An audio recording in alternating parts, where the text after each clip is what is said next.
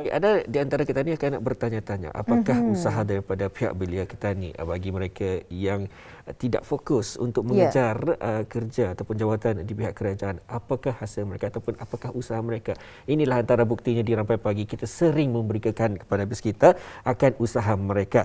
Baik, kita bersama dengan narasumber untuk hari ini, bukan 1001 kreativiti tapi 1001 kreativiti. Alhamdulillah, narasumber kita iaitu Yang Mulia Awangku Muhammad Zuhailmi bin Pinggiran Kamaluddin bersama kita. Assalamualaikum. Waalaikumsalam warahmatullahi. Apa khabar awak? Baik, alhamdulillah. Alhamdulillah. Baik, untuk yang pertama seperti biasa kita ni bertanyakanlah, apa sebenarnya ni 1001 kreativiti? Okey, baiklah. Assalamualaikum. 1001 Creativity ini 1001 Magazine pelang sebenarnya diambil mungkin dari nama syarikat ataupun nama brand kami lah. 1001 Magazine ini merupakan sebuah media platform yang memberikan orang berita-berita terkini tentang artis kita ni, industri kreatif kita ni secara menyeluruh, termasuklah fashion dan sebagainya lah. So dalam 1001 Magazine ini ada juga 1001 Agency yang menguruskan makeup artist, kemudian fotografer. Kira jadi orang tengah di antara industri kreatif kita ni bersama dengan potential clients yang ada di Brunei dan mungkin di luar negara juga lah. Jadi kalau dilihat sebenarnya ini adalah satu perniagaan yang orang kita ni inda biasa didengar. Jadi mungkin dapat ditanyakan ni, siapa sebenarnya ataupun apa sebenarnya inspirasi dan dorongan untuk memulakan perniagaan ini? Okey, sebenarnya 1001 Magazine itu platform asalnya dipanggil 1001 bintang pulang. Mungkin itulah asalnya lah. Sebab 1001 bintang itu diambil dari 1001 malam. Ia menceritakan kisah-kisah dongeng kan. So 1001 bintang itu menceritakan tentang kisah-kisah bintang ataupun artis di negara kita ni, mungkin di luar melalui kacamata kita ni lah sebagai orang Brunei. So kiranya macam inspirasi kira untuk kira untuk memberikanlah menjadi orang tengah untuk artis-artis orang-orang dalam industri kreatif kita ni, supaya ada kira macam produk-produk yang dari kita ni itu dapat setaraf dengan negara luar punya lah, insyaAllah. Betul. Baik, mengapa pula untuk memilih dari bidang menceburi perniagaan ini, padahal banyak lagi sebetulnya jenis-jenis yang boleh kita ni ceburi? Okey, sebenarnya kalau dicakapkan tentang industri kreatif ataupun khususnya pada masa ini kami lebih kepada industri fashion negara kita ini indahlah macam kira not as well developed as negara lain, sebab orang kalau dalam erti kata lain kira at infancy stage, masih dalam fasa permulaan. So ekosistem untuk development untuk creative industry itu masih orang berjinak-jinak lah. So dari sana that is why kami sebagai sebuah agensi yang mungkin salah satunya paling awal di Brunei yang untuk belum ada di Brunei lah untuk membantu industri orang-orang dalam industri fashion dan kreatif ini sama-sama kira membantu dalam menghasilkan dalam fashion editorial, fashion campaign dan sebagainya lah, barang-barang macam itu.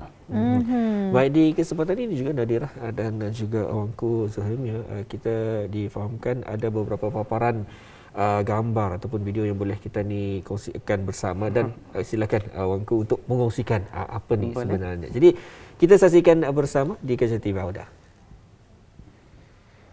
Ya, mungkin dapat diceritakan. Ini hasil dari mana ni? Okey, ini sebenarnya gambar-gambar ini diambil masa kami menghadiri pertunjukan fashion di Kuala Lumpur. Kami pada masa itu merupakan satu-satunya media dari Brunei yang diberikan kesempatan untuk menghadiri pertunjukan tersebut. So mewakili kira memberikan pertunjukan tersebut melalui kacamata orang-orang Brunei. So itu merupakan satu kesempatan yang sangat baik untuk kami lah. So di sana kami berkenalan dengan industri orang penggiat-penggiat fashion di sana, berkenalan orang belajar daripada mereka yang sudah bertapak dalam industri itu sudah lama kan.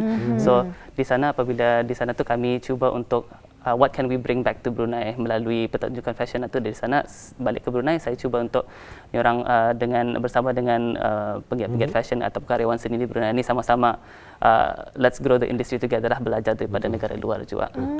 Sangat menarik sekali ya. Apa yang dapat dipelajari di negara luar dicuba untuk diterapkan lagi, sudah kembali ke negara kita ni kembali. Dan juga boleh kita ni beritahu ni ataupun berikan makluman kepada orang luar bahawa kita ni cikar. Maksudnya wow, tepum. Jadi kita saksikan bersama yang telah pun dipakai oleh Izzah Hashim sendiri ya. Mungkin dapat diceritakan dari mana datangnya idea tersebut. Ini sebenarnya baju-baju di bawah jenama kira Bilang merupakan sebuah in-house brand kami lah. So kira baju-baju ini diambil daripada pelbagai inspirasi lah, depending on contoh projek yang akan dibuat, atau contohnya macam baju inspirasi untuk baju yang baju merah itu mungkin lebih kepada diambil daripada diadaptasi orang we recontextualize kita ni punya baju tradisional. So dari sana kami ambil menggunakan pakaian tradisional dicampur dengan idea-idea lain yang ada di Brunei lah. So dari sana kemudian baju Izzah Hashim dan sebagainya.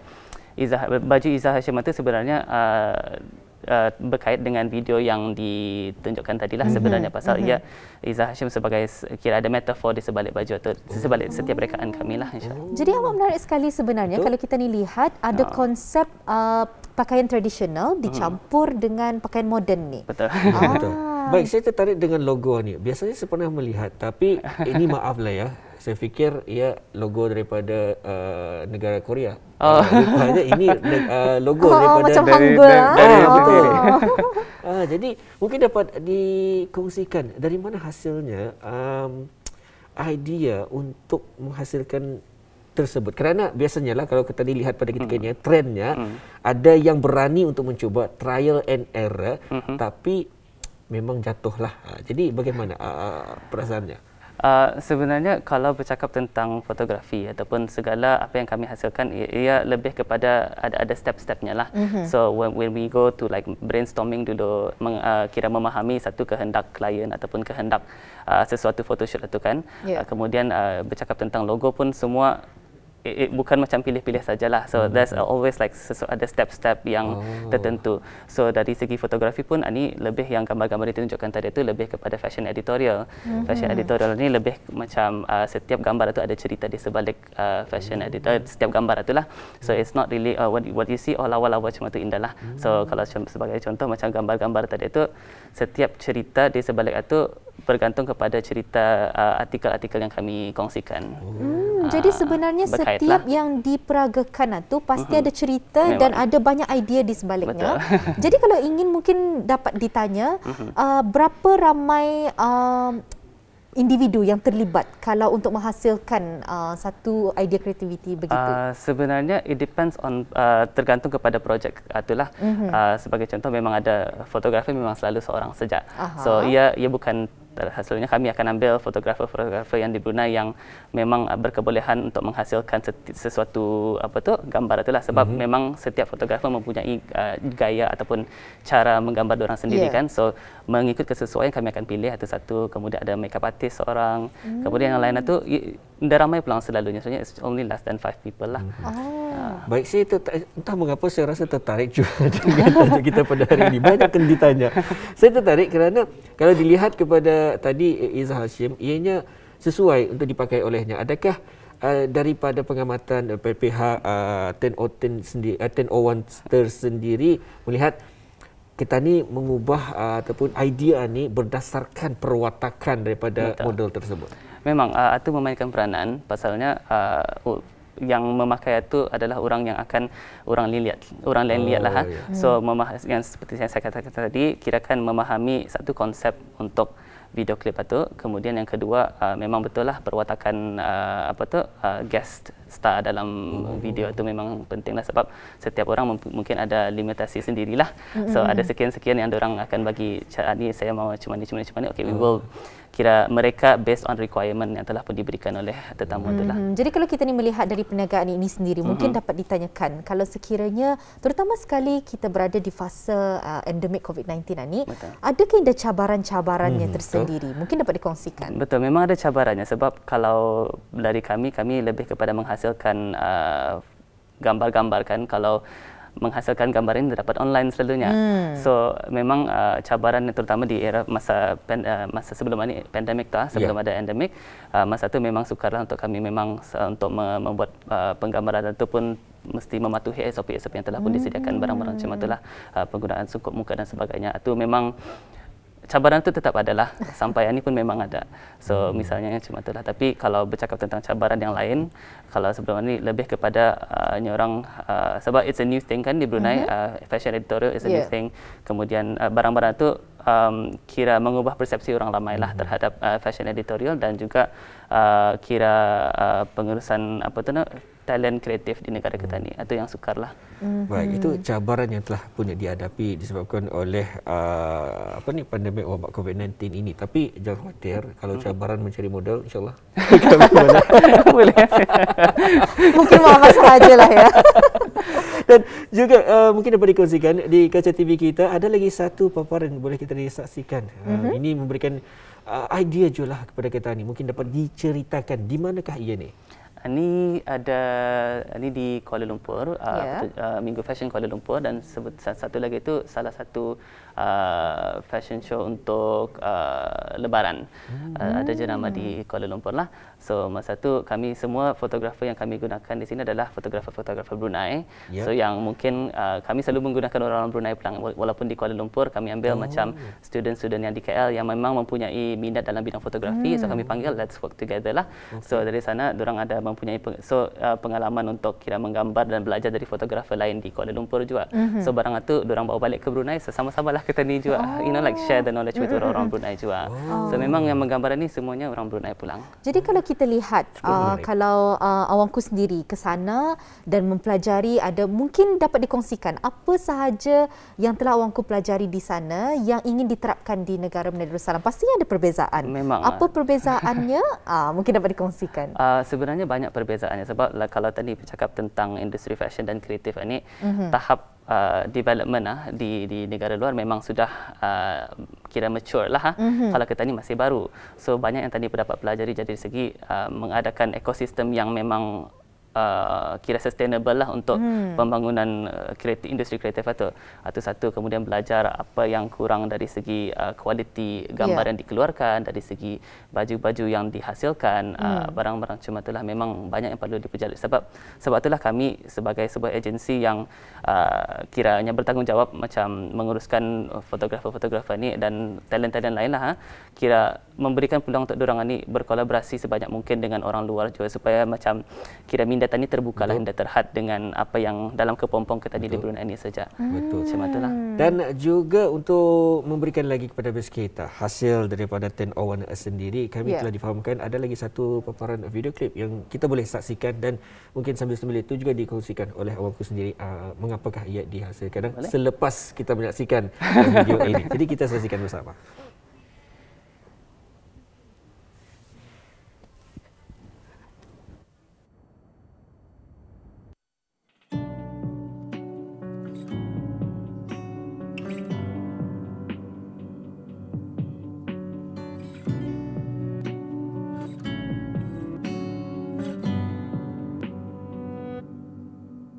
Sebelum tiba saatnya kau memanggil, menjemput seluruh jasadku menghadap dirimu. Segala yang ku miliki di dunia ini takkan bisa ku bawa pulang ke pintu syurga. Ketika detak jantungku telah terhenti, sempatkah seluruh jiwaku menyebut namamu? Sebesar mana dosa yang telah kulakukan,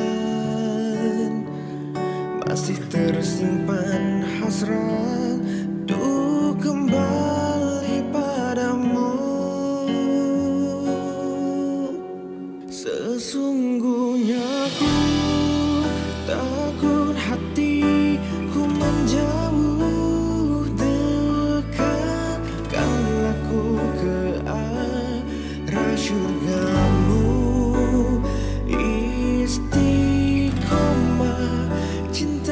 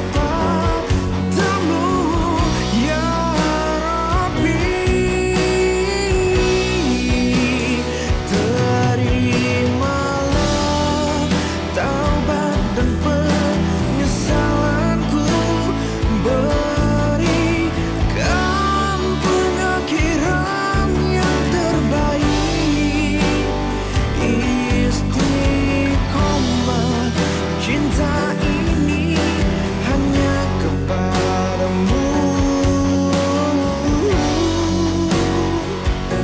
Oh, hanya kepadamu.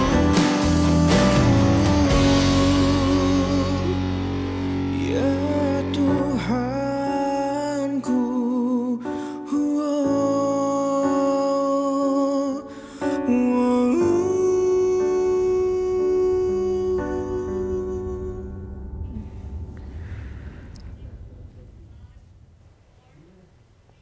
Baik, di mata kasar kita ni, lihat biasa saja video klipnya. Tapi ingin sekali sebenarnya kita ni ketahui, seperti yang dikongsikan oleh narasumber kita ni, setiap yang mereka rancangkan itu selalunya ada metaforanya tersendiri. Jadi mungkin di kesempatan ini dapat dikongsikan dari video klip tadi, apakah sebenarnya metaforanya, apakah hidden meaningnya dan sebagainya, mungkin dapat dikongsikan. Ya, terima kasih. Tapi dalam video ni banyak, macam saya katakan tadilah, banyak metafora yang ada di sebalik video ni lah. So dari segi setiap apa yang muncul dalam frame itu ada maksud tersendiri. Misalnya pakaiannya, kemudian backgroundnya warna hitam, kemudian pergerakannya yang mula-mula simple kemudian lebih kepada lebih agresif. Artinya ia kira sebagai satu simbol kepada orang yang macam merayu, macam it's a personal, macam personal struggle kita ni lah. Kalau kita ni meminta sesuatu, kita ni mesti bersungguh-sungguh. So metafora atau message satu yang ingin kami sampaikan dalam video klip ini, di mana mula-mula mungkin ia masih lost, tapi ia masih berusaha untuk nyorang meminta keredaannya lah, cuma tu. So dari sana, dari awal sampai akhir, if you notice, kira pergerakan itu semakin kuat. Kemudian ada unsur-unsur macam angin, unsur-unsur kaca dan sebagainya, tu kira simbol kepada kira struggle kita ni, cabaran, dugaan, cacian, makian orang dan sebagainya. Cuma itulah. Kemudian ada lighting dan barang-barang cuma tu memang ada maksud sendirilah. Jadi dengan kita ni melihat satu video klip yang penuh metafora dan dengan maksud-maksudnya tersendiri, mungkin dapat ditanyakan berapa lama sebenarnya untuk menghasilkan idea tersebut? Adakah lama atau mudah saja? Usually kalau untuk video klip kami akan memerlukan sekurang-kurangnya dalam 3 minggu sebelumlah untuk finalize konsep, finalize everything, kemudian finalize tarikh dan sebagainya. Dari sana baru kami, kalau sekiranya memerlukan masa untuk dari segi wardrobe dan sebagainya, kami akan discuss with the client sama ada ianya sesuai dengan, sebab klien pun mungkin ada timeline sendiri bila akan melancarkan video klip, sesuatu video klip itu kan. So kami akan bincang, tapi roughly it's going to be less than around 2 to 3, dalam kurang lebih sebulan sebelumlah, sebab yang post production itu mungkin lagi secepat sebenarnya. Sebelum itu yang membantah. Preparation sebelum itulah. Baik, pasti banyak yang tertanya-tanya. Ini adalah satu tindakan yang berani daripada Awangku dan juga pihak 1001 ini tersendiri kerana inilah baru je memulakan perniagaan seperti ini, industri kreatif sebegini. Jadi ketika memulakannya, adakah ada bantuan daripada pihak-pihak tertentu dalam mungkin modal, mungkin juga bantuan-bantuan untuk memasuki industri berkenaan? Sebenarnya kalau pada permulaan memang sendirilah pasal memang industri kreatif memang it's not really a thing di negara kita ni, memang baru. So mula-mula sendiri melalui Instagram dan sebagainya, tapi alhamdulillah ada bantuan kira dari segi mostly untuk ilmu lah dalam bidang perniagaan. Sebab kalau dalam tim itu saya sendiri ada background dalam bidang perniagaan, pengurusan perniagaan, tapi tim yang lain mungkin ada background yang lain. Jadi sana alhamdulillah dari daerah tu dari pihak dia dapat membantu dalam kira membagi kursus dan sebagainya untuk supaya kami dengan kursus itu kami dapat orang berbincang sama how to bring the business forward lah. Jadi ini bermakna dari pihak kerajaan sendiri juga membantu belia-belia kita ni dalam membangunkan apapun industri kreatif ini cita-cita mereka ataupun mimpi mereka menjadi kenyataan Betul sekali. Jadi kalau ingin kita ni lihat jua sebenarnya it takes a team untuk menghasilkan satu hasilan seni yang sangat menarik itu. Jadi mungkin Awangku Muhammad Zulhilmi sendiri dapat mengungsikan kalau sekiranya ada mereka di luar sana memerlukan saranan bagaimana untuk memulakan ataupun menceburi dalam bidang perniagaan ini, dalam bidang industri kreativiti ini, mungkin Awangku dapat kongsikan, silakan. Boleh. Mungkin kalau simple pelang saja saranan saya lah, kalau sekiranya ada minat dan passion dalam bidang ini, khususnya kreatif ataupun fashion ini, as long as you have, if you feel kalau sekiranya bis kita ada vision and kita buat sajalah. Pasal kadang-kadang vision itu sebagai seorang yang dalam industri kreatif, kadang-kadang kita ni saja nampak, orang lain dah nampak. So if you think barang vision itu is realistic and dapat dibuat, cari jalanlah macam mana akan merealisasikan impian tersebut. Sebab kalau kami pun dari permulaannya dulu pun kami sajakan, so memang orang lain dah faham apa yang kami buat. So after a few years baru orang faham, oh ini yang kamu buat, oh ini yang baru nampak hasilnya lah. So kalau dulu memang dah nampak lah. So kalau barang cuma itulah, kalau sekiranya ada tahu and kira yakin barang itu boleh dibuat, mungkin buat saja. Jadi harus ada misi dan visi yang jelas ni, baru dapat dicapai ke tujuan matlamat tersebut. Jadi kami di Rampai Pagi ingin mengucapkan ribuan terima kasih atas kesediaan awakku untuk datang ke studio. Satu perkongsian yang sangat menarik, informasi yang sangat padat. Jadi insya-Allah mungkin di lain kesempatan kita akan berbincang mungkin dengan topik yang lainnya pula. Mungkin juga dengan projek seterusnya. Mungkin juga dengan projek seterusnya. Sekali lagi terima kasih dan Assalamualaikum. Waalaikumsalam.